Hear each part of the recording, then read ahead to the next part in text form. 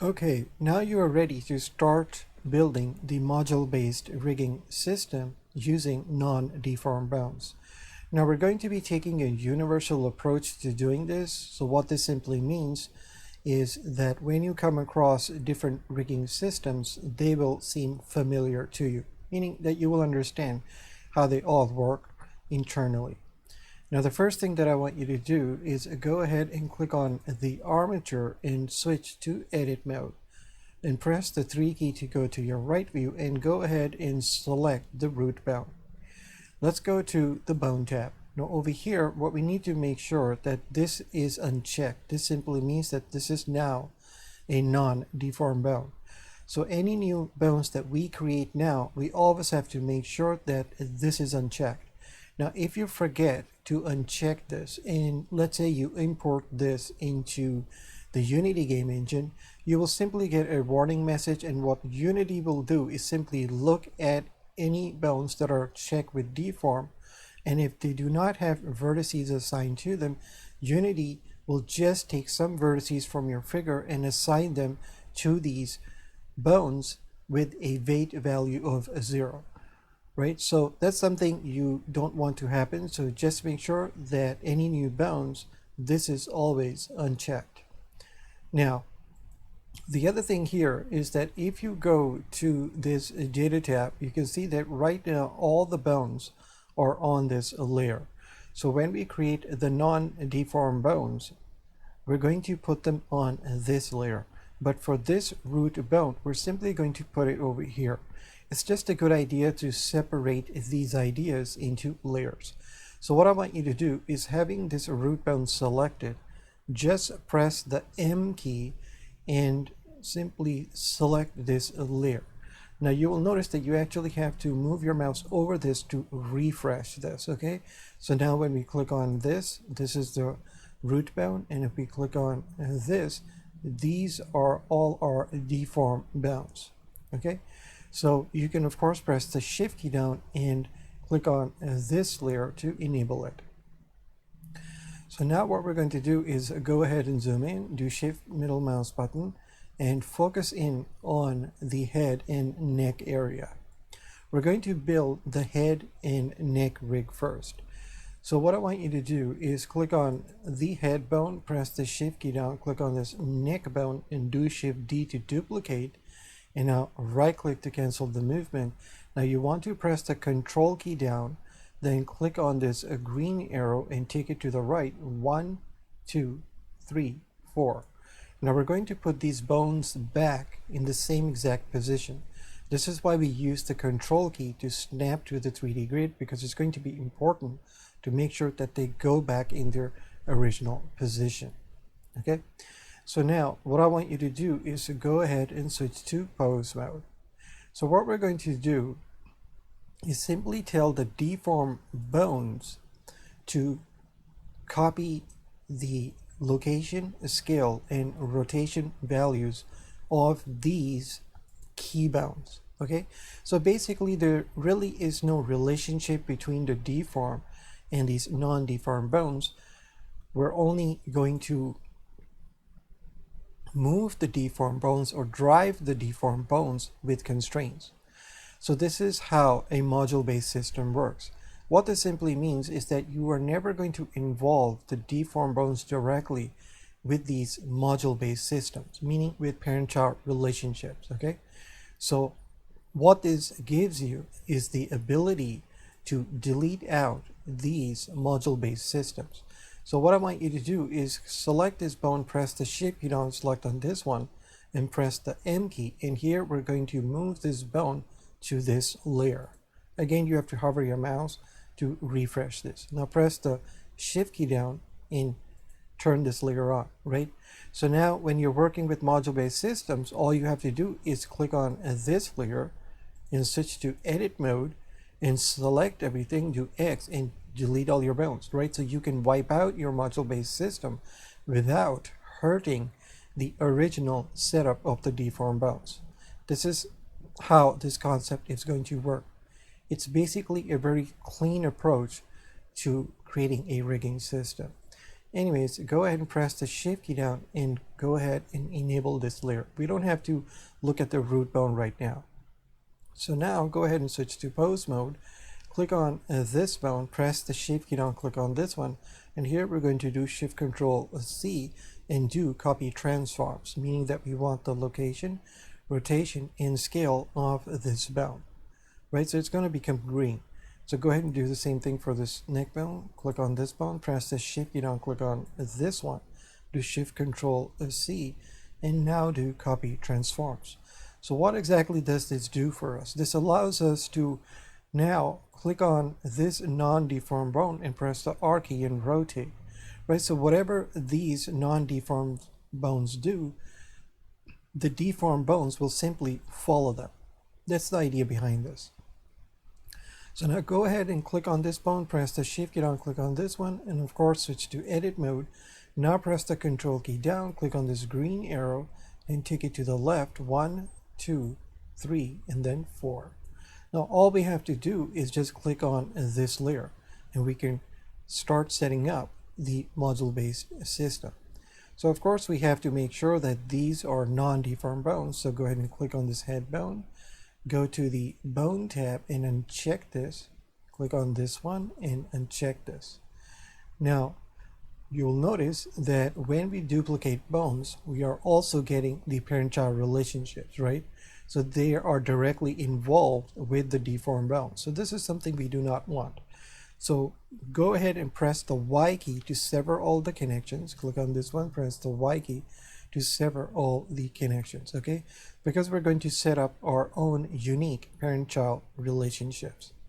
Now over here, what I want you to do is go ahead and press the control key down and middle mouse button and just scroll up to zoom in over here so we can look at the name of the bones a bit clearly.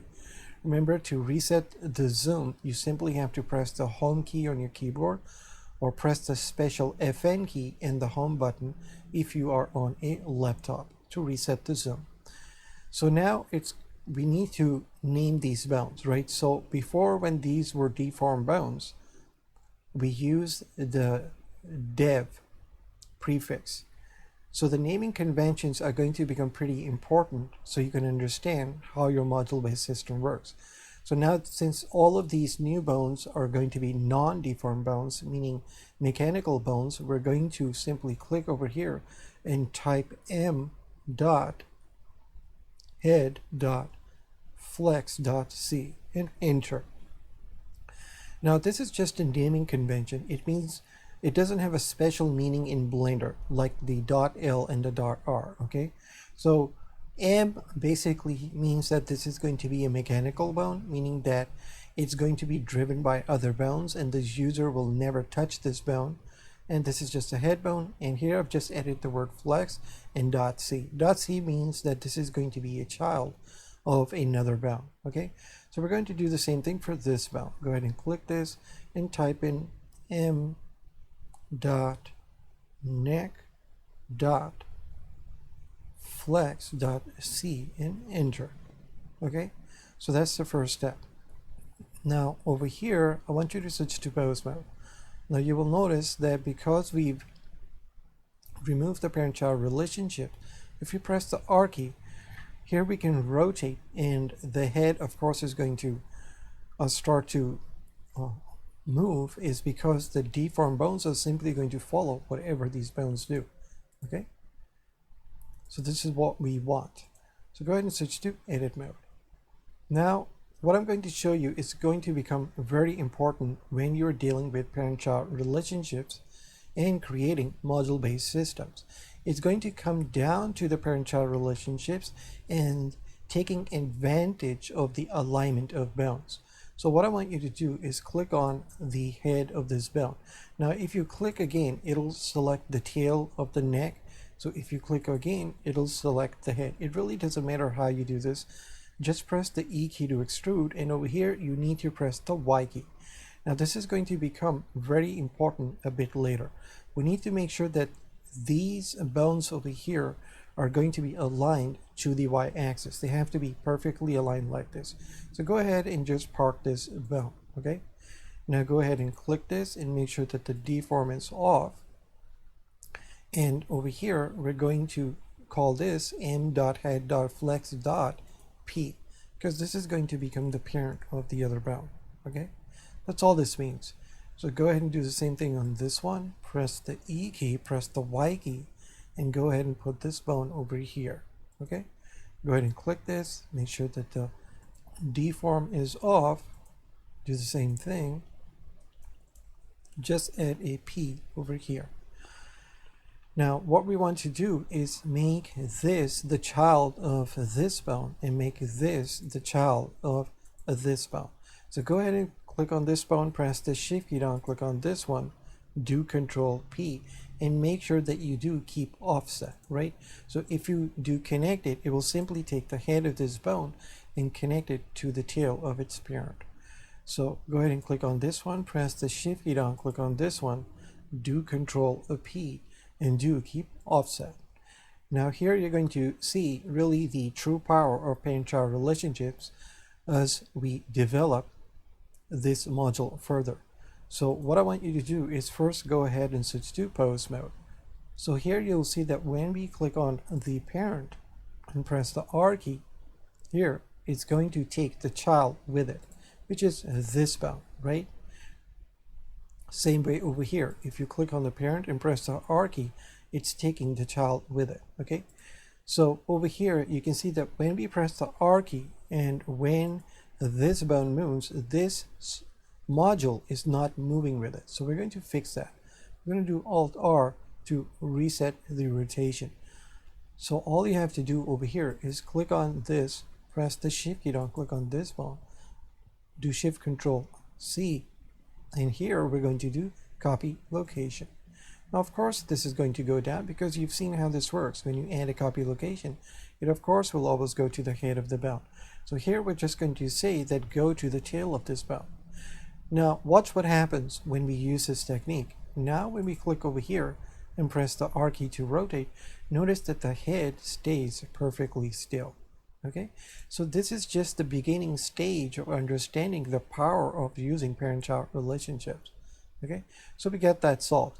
So what does this mean now? This means that we don't have to actually mess around with this bone, right? Because we can use this bone.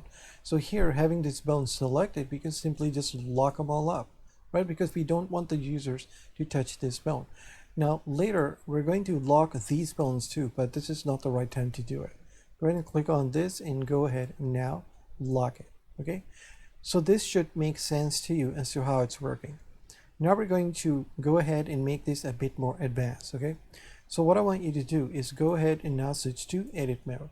Go ahead and click over here on this joint and now press the E key and just put a bone out like this. Now this bone is really going to be the bone that the user is going to click on. Now we're going to give it a bone shape and it's actually going to appear over here. Right now we're just going to leave it like this, and this is simply going to be the touch bone that's going to drive the head and neck bone. Okay, so what I want you to do is, having the body selected, press the Y key to sever all the parent-child relationships. Of course, go to the bone tab and uncheck this over here, and here we're going to call this head.touch. Okay, now notice that we didn't use the letter M because this is not a mechanical bone, meaning that we want the user to work with this bone. This is why we use this naming convention. Okay, so now what we're going to do is really use parent-child relationships again. So here what I want you to do is go ahead and click on this joint again and press the E key and now press the Y key. Now you're going to make sure that this bone is aligned. You can just put this bone over here. Okay, so you can see that we're now starting to overlap bones. What this simply means is that we will have to go to the Object tab and we have to switch this to Wire. So now when we create the module-based system, everything is going to be done in wireframe. So here you can see that when we are aligning these bones like this, right, we're simply going to be burying bones inside them. That's all this means. Now always keep this in mind that when you align these bones like this, you can always click on the tail and move this bone over here. to make room for other bones, right? And later you can move these and tighten them up. But what's important here is that the alignment stays like this, meaning that these bones over here must be perfectly horizontal, because we're going to use these alignments to our advantage. Notice that this is horizontal, and this is horizontal, okay? So anyways, go ahead and click on this bone, press the Y key to sever all the connections, go to the bone tab and uncheck this. Now let's go ahead and name this bone. So here this is going to be a mechanical bone. So we're going to say that this is going to be M dot head dot touch dot tracker. Okay, now that's a pretty big name. Now the reason we did this is because this bone is going to be the child of this bone. Okay, notice that this bone is the child of this bone, but here we're going to flip the relationship concept. Okay, so we're going to click on this bone first, press the shift key down, click on this bone, do Control P and do keep offset. Okay, so now when you switch to pose mode and click on the head dot touch and press the R key, you will notice that of course the child is going to follow its parent, right? It's going to come down to this bone. So what exactly does this do for us? This means that what we can do is simply tell this bone to copy the rotation of this bone. Okay, this gives us the ability to click on this bone and rotate this head. So go ahead and click on this bone, press the shift key down, click on this one, do shift control C, and over here we're going to do copy transforms. Now when you do this, it's of course going to go down. Now remember, because we selected that bone as the last bone, we're actually seeing the properties over here. So if you go to the constraints, you can see over here that first we copied the location values of the neck, then we told it to put itself on the tail, and over here, because of the order of execution, here we're simply overriding with the copy transforms the location value. So to fix this, all we have to do is put this up, right? So here, when we get the copy transforms from this bone, here later we're coming in here and saying that we're going to overwrite the location value. So what this simply means, it ports itself over here. Okay, so now when you click this and press the R key, you will notice that this gives us the ability to rotate the head. Now take a look at what's going on. If we press the R key, okay, notice that this bone is perfectly aligned with this bone. Okay, so now if you click over here and turn off location, you can actually see the proof of this. Both of these bones are aligned. Okay, so here we're using parent-child relationships and taking advantage of the alignment to create this module system. So go ahead and click on this bone, do Alt-R to reset the rotation. Now of course when you press the R key, here we're simply rotating the head, right? So here we can also tell the neck to rotate just a little bit by simply doing the same thing. Click over here, press the shift key down, click on this one, do shift control C and do copy transforms. So now when you click over here and press the R key, we're moving both the head and neck, right? Now we don't want the neck to move all the way, so here we can simply click and type in 0.5 and enter. We just want half the values. So now when you click on this and press the R key, you will notice that it gives us natural movements when we move the head, because it's moving the neck a little bit. Okay, so that's the first concept I want you to understand about this process. So now go under File, do Save As, and we're going to save this as rigging lesson 3b.blend. So I'll see you in the next lesson. Thank you.